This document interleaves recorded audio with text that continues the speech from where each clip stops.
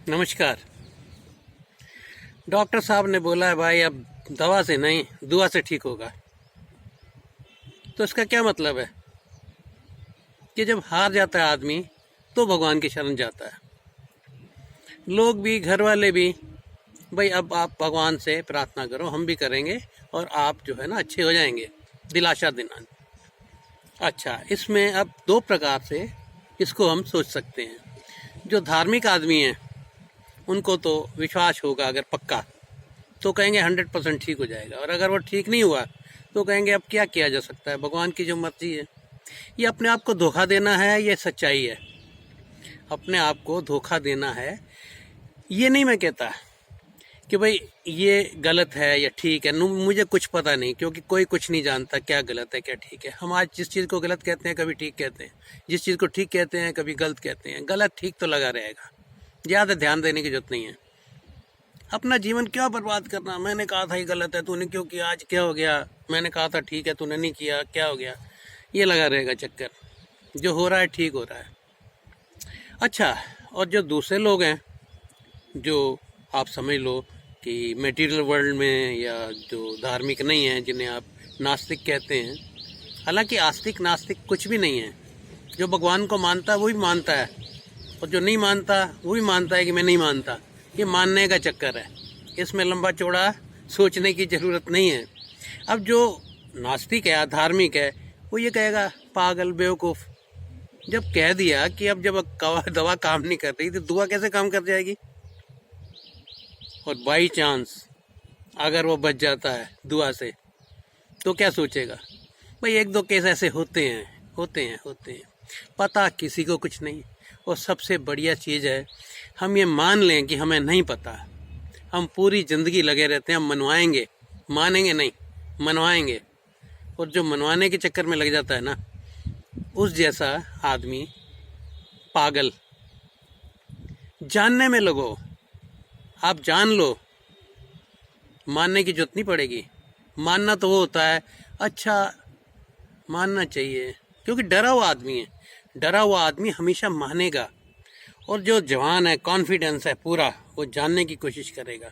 वो जब जान लेगा तो मानने की जरूरत नहीं पड़ेगी। अब वो जानता है कि आग जलाती है, वो आग के पास नहीं जाएगा, उसे मालूम है आग जला देगी। और जो दूसरा आदमी है, नहीं नहीं मैं मानता हूँ, मैं नहीं जाता आग के पास। इस तरह ही संसार का है चक्कर। संसार में रहना है तो संसार को जानो, और संसार को जानते ही संसार से मुक्त हो जाएंगे।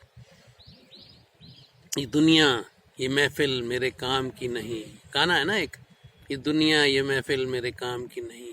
ये क्यों कहता है? मायूस आदमी कहता है। काम की क्या नहीं है, उस भगवान का अनमोल देन है, उसे कभी देखा?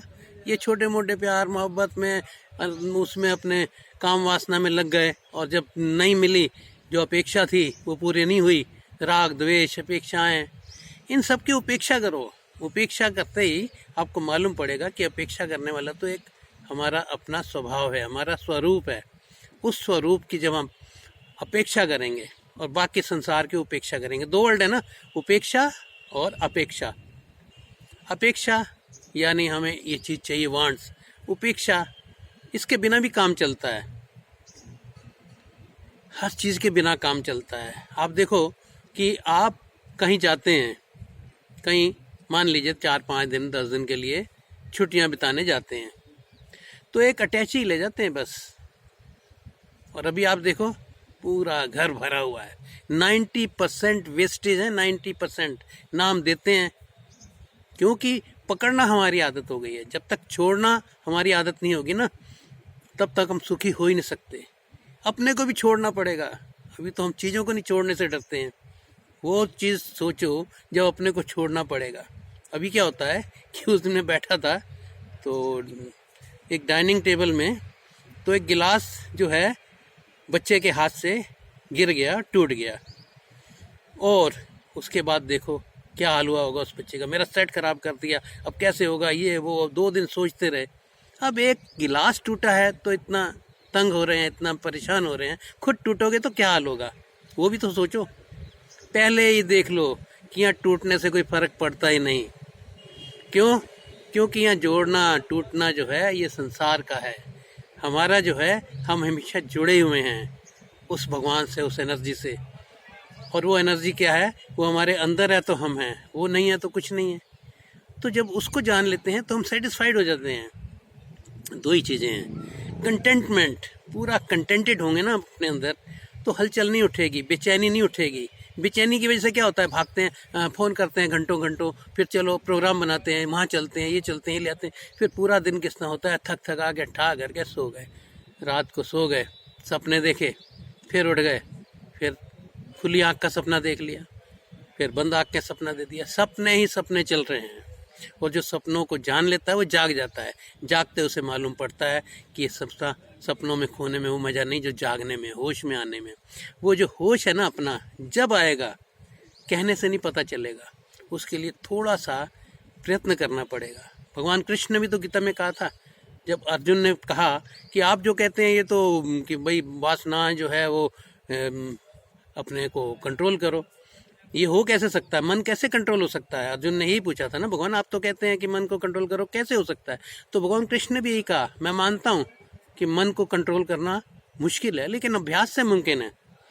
तो हमें जो ये संसार के अभ्यास हो गए ना, उसके अलावा उसे छोड़ के अपना अभ्यास जब करेंगे तो बिल्कुल मुमकिन है। भगवान कृष्ण ने जो कहा है वो सच ही कहा है, सच होगा, सच है। धन्यवाद।